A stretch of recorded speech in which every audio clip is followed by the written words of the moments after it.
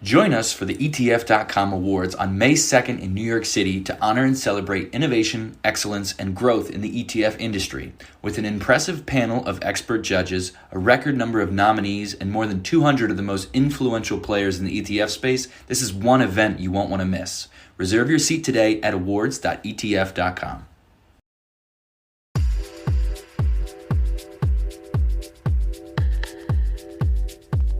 Hi, this is ETF.com's Exchange Traded Fridays podcast, a weekly podcast covering developments in the ETF industry. I'm managing editor Heather Bell, and I'm joined by Alexander Morris from FN Investments. His firm's U.S. Treasury 2-year note ETF, trading under the ticker UTWO, is a finalist in the ETF.com Awards coming up in May. Thanks for joining the podcast, Alex. Heather, thanks for having me. Your firm entered the market last year with a very different take on Treasury ETFs. Can you kind of give me the overall of how that came about? Absolutely. Just to set the table for everyone, our ETFs do something that's unique to the ETF world, but pretty stock standard for risk managers across the globe, corporate treasuries, and financial advisors for their clients.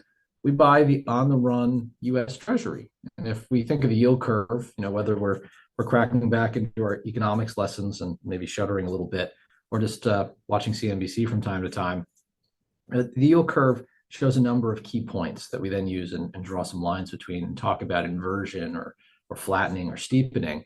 But each of those points represents the most recently issued version of a Treasury security. And so take the 2-year. The Treasury will issue a new, fresh Treasury 2-year Treasury security every month. And so at any one time, there's 24 of them. Then there's a whole handful of securities that are older that have just slowly made their way down to being about 2 years today. So it could be a 30-year bond that's 28 years old or a 5-year bond that's 3 years old, so on and so forth. But they all try to trade around the same yield. But the thing that you see quoted, the thing that has the most liquidity, the tightest spreads, the one that you'd want to own if you wanted to be able to be tactical or dynamic or strategic in your view of what a 2-year security is that on the run.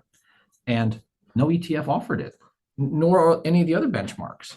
But nonetheless, buying that Treasury as a bond is surprisingly complex. Sure enough, you can go to treasurydirect.gov and buy it from the government, and you can participate in the auction alongside Goldman Sachs and JP Morgan and all the other big banks and try to navigate that website. You can open up the other portions of the brokerage platform you've probably never looked at and try to think in fractions and then deal with all the messy cash flows that bonds have. Or you could buy U2. And U2 didn't exist. So when Pete Baden, my co-founder of the product, called up and we wanted to move some client assets into treasuries, but we wanted a universal price experience, and many of them were at platforms that charged trade away fees or allocation fees, we realized we risked buying one of the safest securities in the world, and it would actually cost our clients money to do that. And that's when the light bulb went off that there needed to be a better way. And the ETF structure provided all of the simplicity that we wanted. And we embarked on a few month process of very thoughtfully trying to implement simple. And today, that's what we do. We buy the cash bond 2-year Treasury.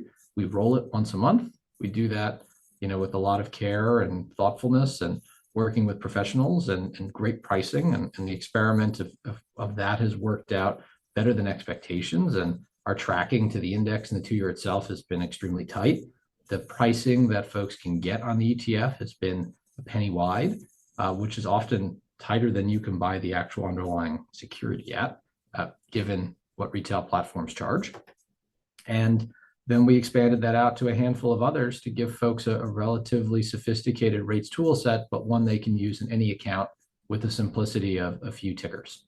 I think you've got 4 ETFs currently trading on the market right now? 5 now. We had one launch last week.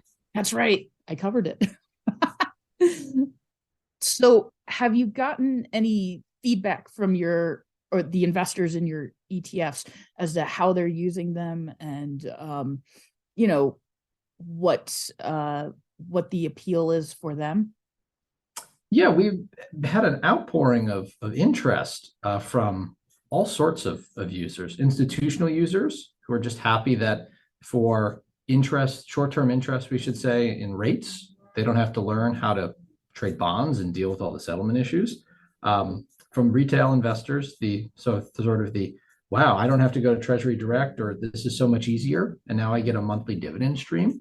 And most of the conversation has been really focused, on the FA sort of financial intermediary space, advisors who have been asked to ladder portfolios or have had substantial client demand in treasuries who kind of look at us like we're the cavalry at the end of the Western movie, like, thank God, where have you been this whole time?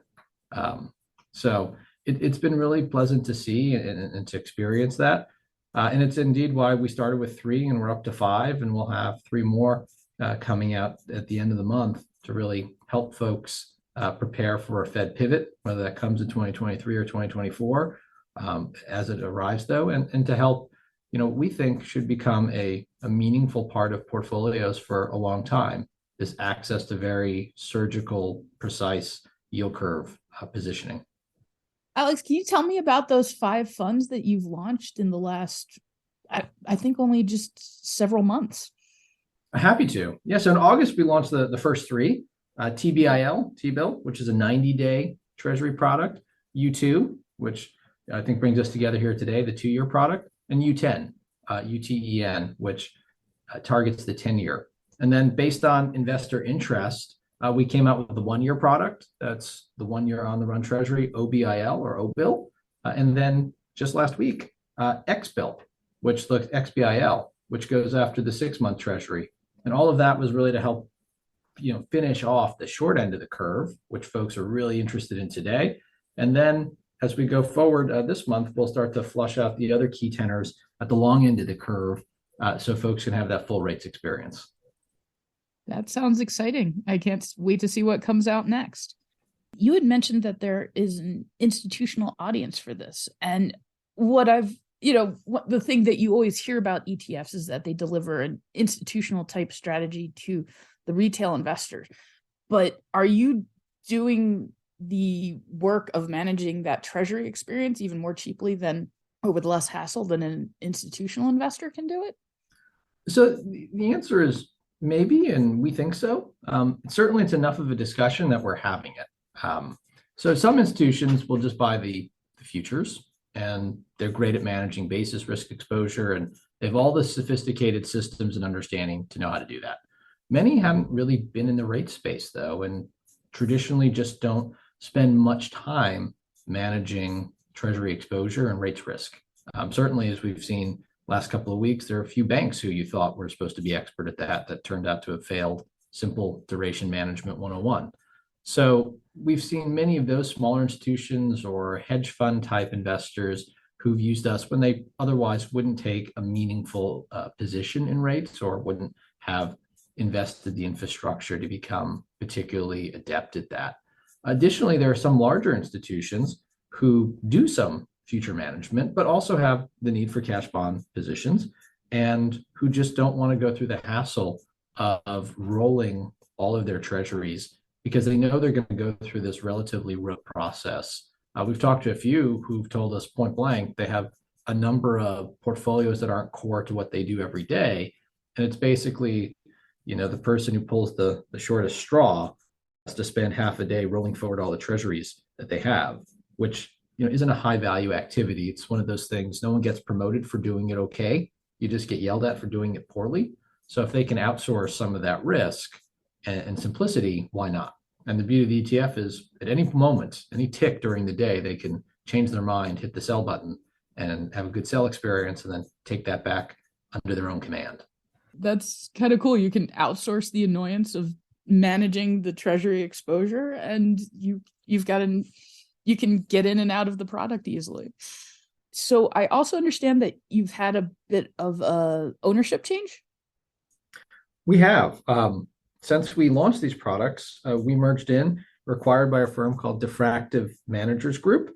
It's a multi-boutique firm similar to us, a bit bigger in size. So if we bring all of our affiliates together, we came from the 4 billion in our platform to now about 25 billion total across all of the firms that they've made investments in.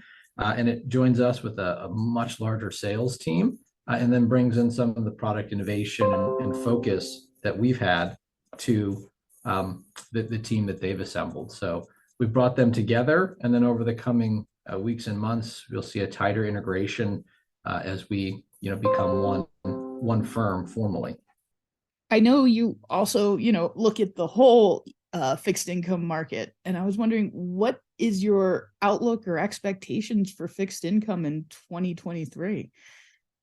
Oh, well, much to discuss there. The podcast is only about 20 minutes long, so this will only be your longest edition by several hours. Look, rates have taken a very abrupt turn and added volatility in the last few days. But ultimately, it's been a really great, I think, selling feature for the strength of the U.S. economy. Folks look at a 100 basis point, 80 basis point move in rates, and those are usually the type of things that get a name. Black Tuesday, Friday, Monday, 9/11, right? You see these on these really vanguard moments in history, particularly of financial markets. But that wasn't that the government decided, oh, we're going to issue new debt at a lower amount. That was a flight to safety. And when everyone is nervous, the FDIC backstops some banks, and then you see a flight to safety into treasuries and the dollar, which is really just proof that the strength of the U.S. economy and the U.S. government's ability to manage this. As we look out, sort of what happens, the Fed probably has another hike or two in them. I might be more aggressive in thinking it's two than some of the market, but inflation is a real worry, and the Fed has learned it needs to stamp that out, because it's really hard to fix if you stuff up the response a second time. So I think they're going to want to stamp that out, which is going to keep rates higher for longer. It's going to keep a material return in the Treasury market for a longer time, which I think is healthy for investors. It probably wasn't a good idea to think that some of the safest investments in the portfolios could only yield between 0 and 50 basis points. That wasn't a healthy experience for anybody. Bank offering 0 or 10 basis points of interest in your checking account wasn't any incentive for anyone to save any money. Probably not good in the long run anyway. So I think the fixed income market, at least on the Treasury side, is going to stay where it is, maybe fluctuate a little bit, but I think this is probably about what we're going to see, a little less volatility for the rest of the year. The real interesting part will be on the credit side of the space of the market. What happens if credit seizes up a little more? And spreads are already fairly tight now. There's clearly going to be some disruption in the financial services sector, particularly the regional bank sector. But even if we look yesterday, a handful of really well-run regional banks were up, while a number of the less well-managed ones were down substantially, and probably will be for the foreseeable future. But I think the credit space will continue to be necessary, and folks will be there. What I think from an ETF standpoint in fixed income is folks like us and some other folks out there are going to continue to try to innovate and find more interesting ways for investors to access those spaces, because many of them that we go to today, some of the big names out there that have hundreds of billions of dollars across them, are performing a necessary service, but it's not one that's been innovated on in some time. And I think that market is really ripe for innovation, and we think we've done a little bit of that. Maybe what we've done is just turned over a rock that someone forgot to turn over, or we were bold enough to try the experiment. But I think there's a lot more to be done across multiple parts of the fixed income spectrum for ETFs. And we've got some ideas brewing now. I know there's a lot of clever people out there who are thinking similar and other and different things. So I'm really excited to see what we see coming out over the course of the summer for launch in the autumn or just before the end of the year, to help investors really take advantage of meaningful fixed income exposure for the long term. Yeah, it's such a complex situation now, it seems like. Do you see any major pitfalls for investors in the fixed income space, right? Sure. I think if we look to what happened with Silicon Valley Bank and Signature Bank, it's proof that not all bonds are created equal, and even bonds that have the same credit profile can be very different based on their maturity, some of their underlying features. It's not as simple as buying a stock, because all the stock looks alike, right? Ford famously has one ticker, but 200 and some odd debt and related issuances to it. So you have to be careful what you're looking for. And I think most investors need to appreciate that the bond world seems kind of boring and you expect it to move slowly because it just pays interest. But there are a number of bonds that are spicier, and you need to really understand what you're getting, as well as the fact that since it is an exchange traded, if you're going to try to do this on your own, you need to really be careful about the spreads, because the price you pay today and you think you can get out at tomorrow may be quite different. And that's where I think ETFs are helpful. When you put a number of these together and you put it in the hands of professional market makers and traders, we can command better pricing and have the relationships in place that allow us to do that effectively. It's much harder for individuals to do that on their own, particularly if they're not experienced and seasoned traders. And when things start to trade in odd fractions and bizarre symbols attached to it, when you deal with $10,000 face value as opposed to, say, a $50 stock, it doesn't take a very small change in those numbers to make a very large unexpected difference. And that's where I think the ETF space will really help investors do that. But even inside of that, folks are going to have to do the diligence, seek financial, professional advice to understand how to position their portfolio. It's not as simple as say 60-40 is just, the S&P 500 and then insert any bond portfolio here. There needs to be some thoughtfulness to it. And I hope, we and our brethren in the ETF space will do a good job at helping folks make good choices. Awesome. Well, we'll have to end it there, Alex. Thank you so much for joining me for the podcast. Thank you. Listeners, I hope you enjoyed this episode. You can find this and all other Exchange Traded Fridays episodes on ETF.com or on any major podcast platform. See you next week.